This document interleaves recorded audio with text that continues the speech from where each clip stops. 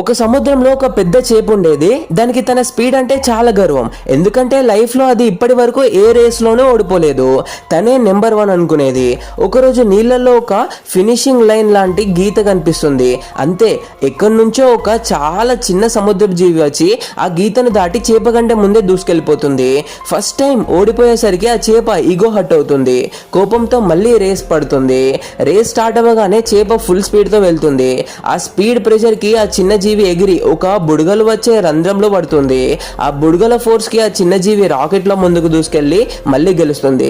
చేప ఎంత ట్రై చేసినా, ఎన్నిసార్లు రేస్ పెట్టినా ఆ చిన్న జీవే చేతిలో ఓడిపోతూనే ఉంటుంది. లాస్ట్ అండ్ ఫైనల్ ఛాలెంజ్ కింద సముద్రం లోతుల్లోకి ఎవరు ఫస్ట్ వెళ్తారో వాళ్ళే విన్నర్ అని చేప రూల్ పెడుతుంది. చేప మెరుపు వేగంతో కిందకి వెళ్తుంది. ఈసారి పక్కా తనే విన్నర్ అనుకుంటుంది. కానీ కిందికి వెళ్ళి చూస్తే ఆ చిన్న జీవి అప్పటికే అక్కడ కూర్చొని దీనికోసం వెయిట్ చేస్తూ చిల్ అవుతుంది. అది చూసి ఆ చేప గర్వం ఒక్క క్షణాల్లో ముక్కలైపోతుంది.